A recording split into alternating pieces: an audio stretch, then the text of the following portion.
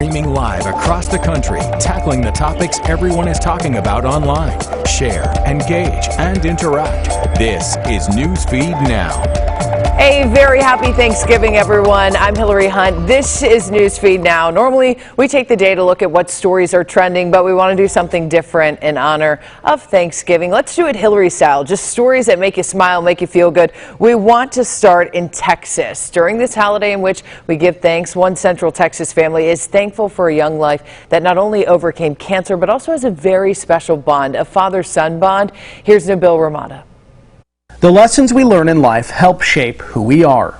And I've learned a lot from my dad working on the truck as well. I've learned about him, a lot about him as a person, and I've learned a lot about mechanical and electrical stuff. For Cole Caspar, spending time with his dad working on his vintage truck, a reminder that not everything is easy. Big project for sure. Teaching lessons that go beyond a garage. You never really know what you're planning for in life and which way roads are going to take you. Roads that at times have been rocky. There's nothing more devastating for a family than to hear that your young child's son has cancer. Cole was just 2 years old when the Caspars got the news. Diagnosed with neuroblastoma, given only a 30% chance to survive.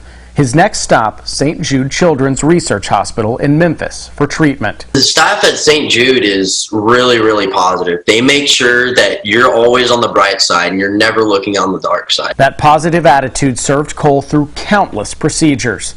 Having gone through such a traumatic health experience and then being able to come back from that almost completely normal, that's a real blessing, and I'm thankful for it every day. Now cancer-free, this high school wrestler grapples with challenges more fitting a kid his age. Let's say you're going up against an all-state guy now, and they say, hey, you've got 10% chance to beat this guy. What do you tell him?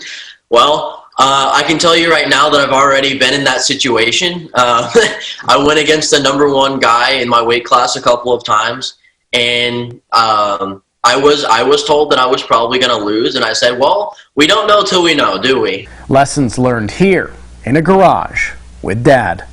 Things don't always bolt right up, and you can't just throw up your hands and quit when things don't go exactly as you had thought that they would. Reporting in Austin, Nabil Ramadna. Back to you. Thank you, Nabil. What a great story. And on November 7th, Marines in Washington, D.C. helped save a woman trapped under a car only a feet away from their post. The entire thing caught on camera. You have to look at this video. Take a look. Marines with the guard company rushed to the aid of a woman who was actually riding a scooter after they saw her get hit by a car. Then you can see here, it's kind of blurry, but she got trapped underneath. Marines in the guard tower ran to her side as others radioed for help.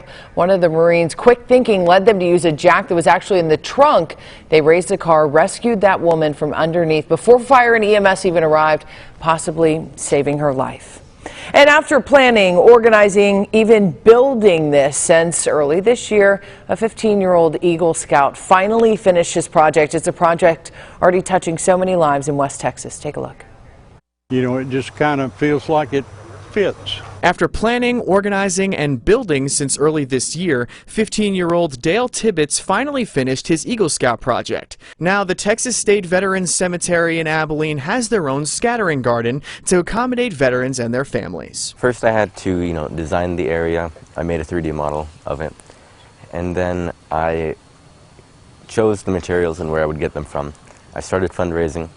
I got the materials, then it came down here, marked the area, and started working with a group of Boy Scouts and some friends. DeFore says the new scattering garden fills a void the cemetery has been missing for a long time. We've used the area just to scatter ashes and, in grass out here.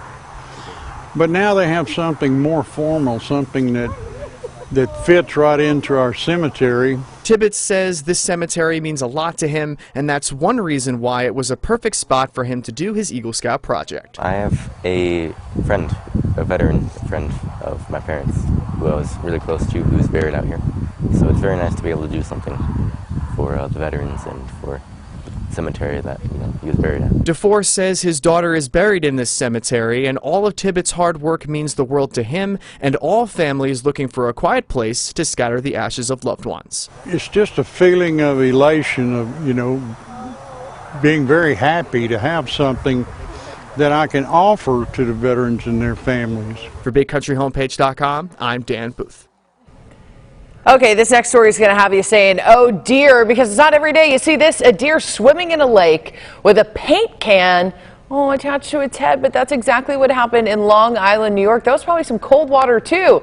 An animal rescue got a call that a deer had its head stuck in a paint can. When rescuers found the animal, it had fallen into the lake. This makes me so sad, but check this out. CEO of Strong Island Animal Rescue jumped into the water but couldn't reach the deer. Flagged down that boat you see right there, got him close enough to remove that can, then guided the animal back to shore. You see it ran off. It didn't appear to be hurt. We're glad it's feeling better.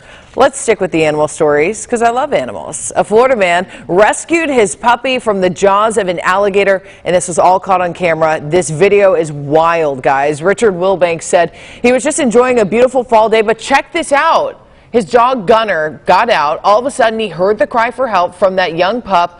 Oh my gosh, he's in the water. You see him right there tackling the alligator to get Gunner out of the mouth of that gator. The video from Florida Wildlife Federation shows Wilbanks jumping into action to rescue that puppy. Both the Wildlife Federation and the FSOF Foundation want this shocking video to be a teachable moment. Guys, you can't let your pets near water like that. Oh my gosh, it's so hard to watch. Luckily, Gunner is doing great. That gator was removed, but as a Florida girl myself, anytime there's a pond, a lake, you just can't let the dogs near because those gators have a mind of their own. They're wild. Even more wild than Florida man himself. And a dog can be a boy's best friend. A dog can also be a mailman's worst nightmare. But a boy in Sherwood, Arkansas, watching his postal carrier give some playful hugs and kisses to his dog one day led to a very different bond of X's and O's. Cassandra Webb has that story. For a lot of kids like Bryson Spradlin, the last several months have been a bummer. It's not easy living in a pandemic. I couldn't see my friend. He lives all the way in Jacksonville, and usually I was looking forward to the summer because we would spend time, and then we couldn't. With all that time at home, loneliness crept in. It's like, why could this happen to us? But Bryson and his mom had good company through quarantine. Their sheepdog, Charlie. There we go. You're such a good boy. Charlie has a puppy's heart. Gets into mischief, especially with his favorite mailman, Terry. I just dropped off a package and here he comes. One day, Charlie jumped into Terry's mail truck. You know, dogs have a sense about people, and he had no trouble jumping up in here, and I was wondering if he's going to leave or not. But Terry didn't get mad. And then he just gave him hugs and kisses and stuff. Up to that point, Bryson and Terry's only connection was just a wayward sheepdog. That is, until one day on Terry's route. Well, I opened the box, and there is a tic-tac-toe board taped to the inside. Bryson's creative idea, a bold move. After all, it is a game meant for two. I was like, he actually responded. Next thing you know, we're playing tic-tac-toe. How cool is this? The 3 games they played went back and forth for weeks. The score, Bryson 2 and 1 draw. We need to look at the tape. Strangers do need their space in the pandemic. But strangers also need each other sometimes too. I've won 2 games. Well, I have to go with the customer's always right. Even though it takes you 2 seconds to write a O on there and move on, it's fun thinking that, hey, somebody wants to talk to me out here. It's because I finally get to do something with other people. It's a simple story about a boy, his dog, a mailman, and a game as old as time. But more than that. Have fun with people, you know. Why do you want to ignore someone? He made me happy by doing this, and I appreciate it. It's a lesson in community. While all of us are Xing out our plans, one small circle is drawing together an unlikely friendship. Thank you so much. To know that I did something to make a child's day happier makes my day happier. It's proof that in lonely times, if you're the person brave enough to go first, a friend just may deliver. Delivering smiles. I like that. I hope we could deliver a smile to you on this Thanksgiving. Remember, we have so much to be thankful for. Thanks so much for joining us. We'll be back here tomorrow, same place, same time, but we're going to be talking about some Black Friday shopping. Have a great Thanksgiving. Bye. It's Thanksgiving.